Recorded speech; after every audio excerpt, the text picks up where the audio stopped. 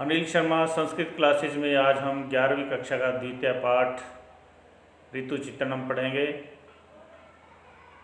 शाश्वती भाग 1 से लिया गया है और इसे हमने 2 भागों में व्यक्त किया है, भाग 1 और एक भाग 2। वीडियो ज़्यादा लंबी ना बने और पाठ आपको अच्छे समझ में आ जाए, तो इसलिए इसे अत्यधिक लंबा न करने की वजह से 2 भागों में विभक्त किया है। ऋतु चित्रणम द्वितीय पाठ ऋतु चित्रणम आदिकवि महर्षि वाल्मीकि कृत रामायण से लिया गया है। रामायण के किष्किंधा कांड, अरण्यकांड और सुंदरकांड से ये संकलित है।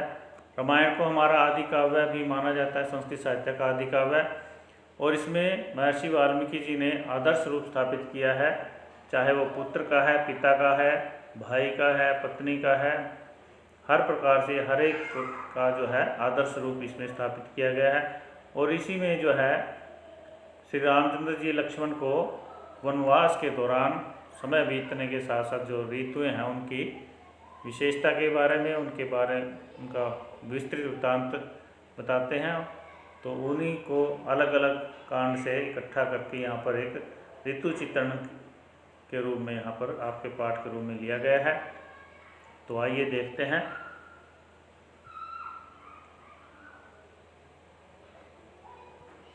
पहला श्लोक है, सुख अनिलो अयम सौमित्रे कार प्रचुर मनमथा गंधवान सुरभिर्मासो जात पुष्प फल द्रुमहा। सुमित्र यहाँ पर इनके साथ संबोधक वाचक चिन्ह लगा हुआ है। संबोधक वाचक चिन्ह लगने के कारण उसी को संबोधित करते हुए कहा जाता है कि हे सौमित्र, हे लक्ष्मण, क्योंकि सुमित्रा का पुत्र है तो इसलिए सौमित्र कहा है। तो हे सौमित्र, हे लक्ष्मण, सुख अनिलो, ये जो अनिल है, ये जो वायु है, ये सुख को देने वाली है। गंधवान, और कैसी है? सुगंधित से परिपूर्ण है, सुगंधित है ये वायु। और पुष्प जात, पुष्प फल द्रुमहा जात, और जो वृक्ष है, द्रुम है, ये फूल और फलों से युक्त हैं। और प्रचुर मनमथा, और जो अत्यधिक काम को बढ़ाने वाला, अयम कालहा, ये जो समय है, ये सुरभिर मासो, ये कैसा समय है? वसंत ऋतु का समय है। तो क्या कहा? हे लक्ष्मण, ये वायु सुख को देने वाली है, सुगंधित है, और वृक्ष जो है वो पेड़ जो हैं फल और फूलों से युक्त है, फल और फूलों से भरे हुए हैं, लदे हुए हैं। अत्यधिक काम को उत्पन्न करने वाला यह समय बसंत ऋतु का है, सुरभिर मास है, ये बसंत ऋतु का समय है। द्वितीय श्लोक है, पुष्पभार समृद्धानि शिखराणि समन्ततः लता भी पुष्पिताग्रा भी उपगूढ़ानि सर्वतः।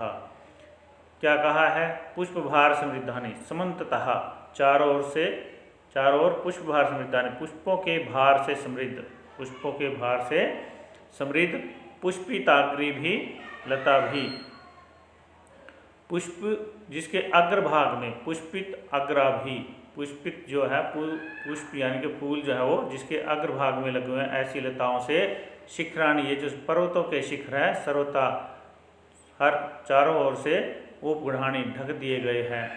क्या है कि समन्ततः, चारों ओर पुष्पभार समृद्धानि, पुष्पों के फूलों के भार से समृद्ध, और पुष्पिताग्री भी लता भी, जिनके अग्रभाग में फूल लगे हुए हैं, ऐसी लताओं से पर्वतों के शिखर, शिखराणी पर्वतों के शिखर जो है वो सर्वता उपगढ़ाणी, सभी ओर से ढक दिए गए हैं। अर्थात उन लताओं के से जो जिनके ऊपर अग्रभाग में फूल लगे हों, उनसे चारों ओर से वो ढक दिए गए हैं पर्वतों के शिखर। पतिते पतमानश्च पादपस्थैश्च मारुतः कुसुमैश्च पश्य सौमित्रः क्रीडनीय समन्ततः। तो क्या कहा है? सुमित्र, हे सुमित्र, यहाँ भी लक्ष्मण को संबोधित करके कहा गया है। वैसे तो ये सारा पाठ ही लक्ष्मण को संबोधित करके कहा गया है, फिर भी जहाँ पर मुख्य रूप से नाम आ रहा है वहाँ पर हमें उनका नाम लेना जरूरी है।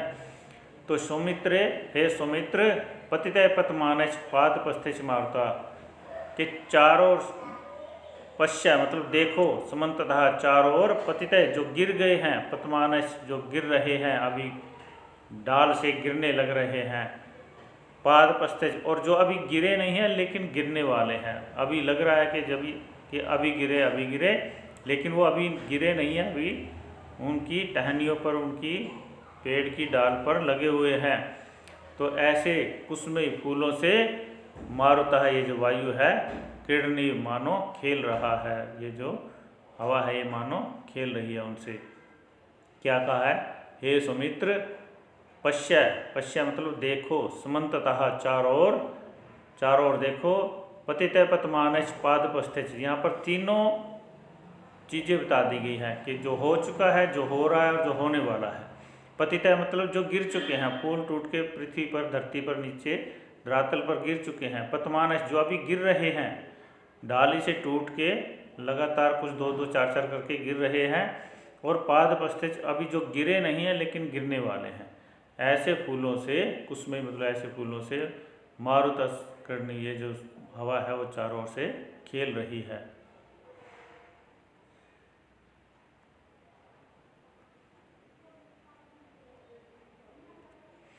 क्वचित प्रकाशम क्वचित अप्रकाशम नभा पकिणाम्बूधरम विभाति क्वचित क्वचित पर्वत सन्निरुद्धम रूपम यथा शांत महानोस्य है। क्वचित प्रकाशम, कहीं पर प्रकाश है, क्वचित अप्रकाशम, यहाँ पर क्वचित द में अप्रकाशम का मिलने से तो क्वचित प्रकाशम बन गया है। तो क्वचित अप्रकाशम, इसकी अलग करेंगे तो ऐसा बन जाएगा। तो कहीं पर प्रकाश है और कहीं पर प्रकाश नहीं है। प्रगड़ाम्बुधरम, ऐसे बादलों से युक्त, ऐसे फैले हुए बादलों से युक्त, नभा, ये जो आकाश है, विभाति, सुशोभित हो रहा है। क्वचित प्रकाशम क्वचित अप्रकाशम, कि कहीं पर प्रकाश है और कहीं पर प्रकाश नहीं है। ऐसे बादलों से युक्त नभा, ये जो आकाश है, ये विभाति मतलब सुशोभित हो रहा है। क्वचित क्वचित पर्वत सन्निरुद्धम, और कहीं कहीं पर जो ये बादल जो है पर्वतों से घिरे हो, पर्वतों से युक्त होकर, यथा शांत महानोस्य रूपम, जैसे किसी शांत महासागर के रूप में सुशोभित हो रहे हैं या प्रतीत हो रहे हैं। तो क्या कहा है यहाँ पर कि क्वचित प्रकाशम क्वचित अप्रकाशम, कहीं पर से तो प्रकाश आ रहा है, रोशनी आ रही है, और कहीं रोशनी नहीं आ रही है। अर्थात जो बादल आकाश में छाए हुए हैं उनमें से कहीं जहाँ पर थोड़ी बहुत जगह मिल रही है वहाँ से सूर्य की रोशनी आ रही है, और कहीं पर जहाँ पर उन बादलों ने सूर्य की रोशनी को ढक रखा है वहाँ से उस प्रकाश जो है नहीं आ रहा है।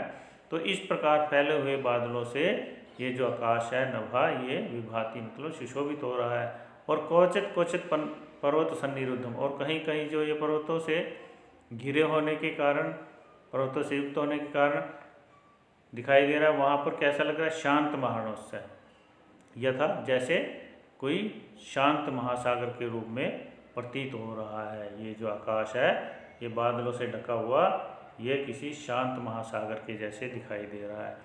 समुद्वहंता सलिलाति भारम बलाकिनो वारिधरा नदंतः महत्सु श्रृंगेशु महीधराणाम विषम्य विषम्य पुनः प्रयांति। क्या कहा है? सलीलाति भारम, जल के अत्यधिक भार को समुद्वहंता, वहन करते हुए, जल के अत्यधिक भार को वहन करते हुए, अर्थात एक जगह से दूसरी जगह उठा कर ले जाते हुए, बलाकिनों और बगुलों के से युक्त होकर, जो बगुला पक्षी है उनसे युक्त होकर, नदंता वारिधरा, ये जो गरजते हुए बादल हैं, ये महत्सु श्रृंगेशु महीधराणाम, पर्वतों की महत्सु श्रृंगेशु, बड़ी बड़ी चोटियों पर विश्रम्य विश्रम्य है, विश्राम कर करके पुनः प्रयांति, फिर आगे जा रहे हैं। तो एक बार और देख लीजिए इसको। सलीला अति भारम, जल के अत्यधिक भार को समुद्वहंता, वहन करते हुए, और बलाकिनों और बगुले और पक्षियों से युक्त होकर, नदंता वारिधरा, गरजते हुए जो बादल हैं, महीधराणाम, पर्वतों की, महत्सु श्रृंगेशु, बड़ी बड़ी चोटियों पर, विश्रम्य विश्रम्य पुनः प्रयांति, विश्राम कर करके फिर से वो आगे बढ़ रहे हैं।